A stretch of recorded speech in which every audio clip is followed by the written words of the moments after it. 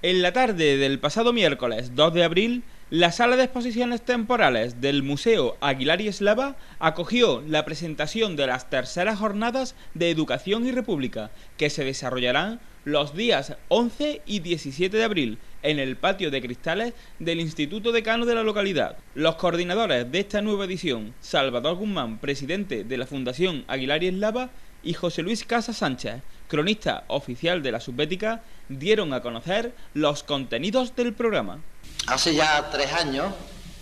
en el año 2006,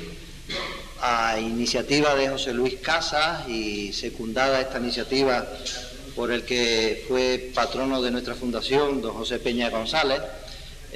decidimos desde la Fundación Aguilar y Eslava y su instituto, desde el Instituto Aguilar y Eslava, pues realizar una jornada, un ciclo de conferencias sobre lo que entonces era la efeméride de aquel año, el 75 aniversario de la proclamación de la Segunda República Española. Entre otras cuestiones, por la especial vinculación que este centro educativo tiene con ese periodo histórico, y no hay que dejar de citar la presencia del jefe del Estado entonces, el presidente de la República, don Niceto Alcalá Zamora, y su visita a nuestra ciudad y a este centro con motivo de la apertura del curso escolar 1932-1933. Esa primera jornada de Educación y República, en cierta manera nos sorprendieron a los propios, nos sorprendimos como organizadores de las mismas, debido a su repercusión, entre otras cosas, por la presencia en ella, en su sesión inaugural, de doña Rosa Regaz Pajés, entonces directora de la Biblioteca Nacional. Tal fue la repercusión y el interés que despertaron estas jornadas dedicadas a la historia y a la historia de la educación, que decidimos continuarlas con una segunda jornada que, como ustedes saben bien, se desarrollaron en el curso pasado, también en el mes de abril. Para esas segundas jornadas contamos con la presencia inestimable de doña Cándida Martínez López, la consejera de Educación, y de su hermano, don Fernando Martínez López, que quizás recordamos, por lo menos nosotros recordamos con mucho afecto la presencia de ambas personalidades en ese acto inaugural,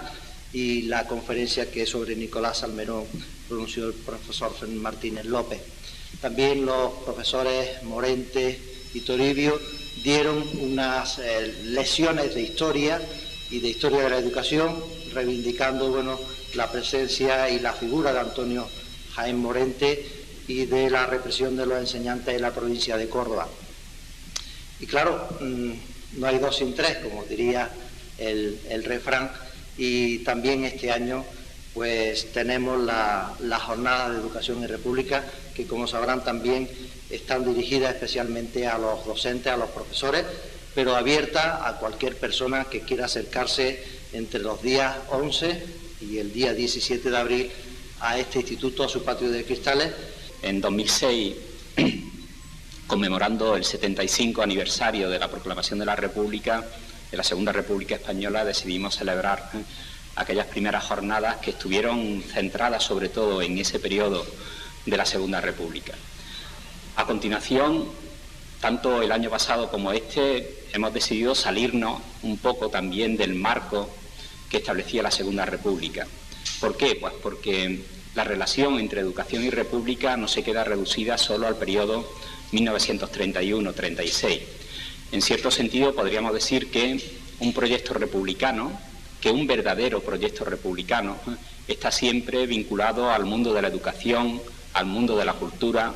a la transformación que se puede llevar a cabo en una sociedad a través de ese vehículo fundamental en cualquier época de la historia, pero sobre todo en el periodo contemporáneo, como es la educación. En este año, las intervenciones que va a haber y el documental que se va a desarrollar durante estos días,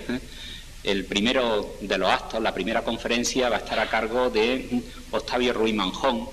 que es catedrático de Historia Contemporánea en la Universidad Complutense de Madrid.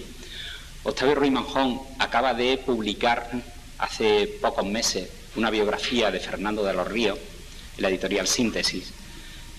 Fernando de los Ríos, como saben ustedes también, y aparece además en la fotografía que podemos ver en el cartel de la jornada. Estuvo en Cabra en octubre de 1932, acompañando a Aniceto Alcalá Zamora.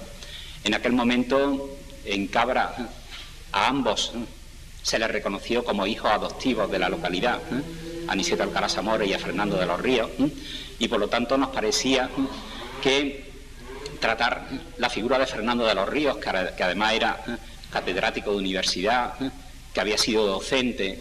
que había estado vinculado a los proyectos educativos a través de un familiar suyo muy importante, Giner de los Ríos, y de la Institución Libre de Enseñanza, pues era una figura que podía ser objeto de tratamiento dentro de nuestras jornadas. Él va a venir a hablarnos concretamente de esa faceta, de esa parte, de esa relación de Fernando de los Ríos con el proyecto educativo de la Institución Libre de Enseñanza, de aquella institución que nació en el siglo XIX, pero que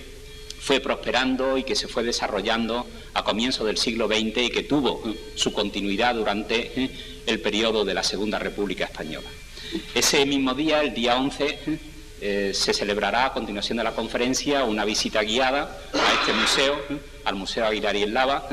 No hay que olvidar que la historia de este instituto, que todos sabemos que es centenaria, pero a mí me parece que especialmente a lo largo de los años 20 y los años 30 es cuando se consolida como una institución importante, como una institución relevante dentro de la vida local y dentro de la vida de la provincia de Córdoba, y por lo tanto visitar este museo, una parte de cuyos fondos pues están vinculados a la historia de la Segunda República, pues nos parece que podía tener cabida al mismo tiempo como proyecto pedagógico, como proyecto que se vincula a los planteamientos de la Institución Libre de Enseñanza, pues nos parecía que era interesante. Y luego el segundo de los días, el jueves día 17 de abril, tendremos una conferencia que en este caso va a tratar la actividad de otros españoles, de otros republicanos, a los cuales no se les permitió desarrollar su labor pedagógica y su labor docente en nuestro país, porque después de la guerra tuvieron que irse al exilio. La profesora Encarnación Lemus López, que es profesora titular de Historia Contemporánea en la Universidad de Huelva, es probablemente una de las mejores conocedoras del exilio español. Tiene una gran cantidad de publicaciones sobre ese tema, ha estado como profesora en Chile, ha estado en algunas universidades de Estados Unidos, siempre explicando temas que tienen que ver con el exilio. Y ella me ha dicho que va a intentar traer incluso algunos documentos inéditos de algunos testimonios de hijos de esos profesores que estuvieron en el exilio, cómo lo vivieron, de qué manera se desarrolló su actividad y qué papel es el que jugaron esos exiliados españoles en los distintos países de América a los cuales llegaron. Y ese mismo día, a continuación de la conferencia, con el fin de que las jornadas pues no se centren siempre en ese mismo tipo de actividades, otros años hemos realizado alguna exposición, pues para cambiar también un poco de actividad, conocimos hace unos meses la existencia de un documental que ha tenido distintos premios, un documental que lleva por título La Escuela Fusilada,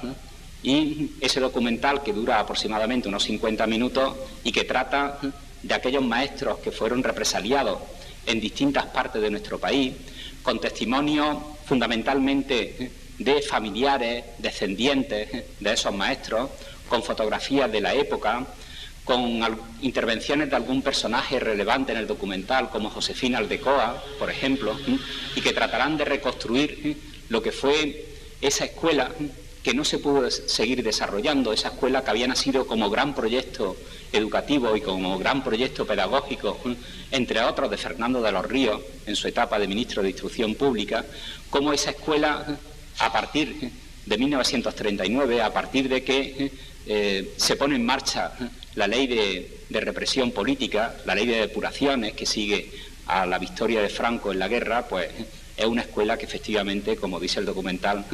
en algunos de sus miembros va a ser fusilada. Estas terceras jornadas son organizadas por la Fundación Aguilar y Eslava de Cabra en colaboración con el Centro de Formación de Profesores de Priego y Montilla, el Patronato Municipal Niceto Alcalá Zamora de la vecina localidad de Priego y las delegaciones de Cultura y Educación del Ayuntamiento de Cabra. Para La Opinión de Cabra informa Felipe Osuna.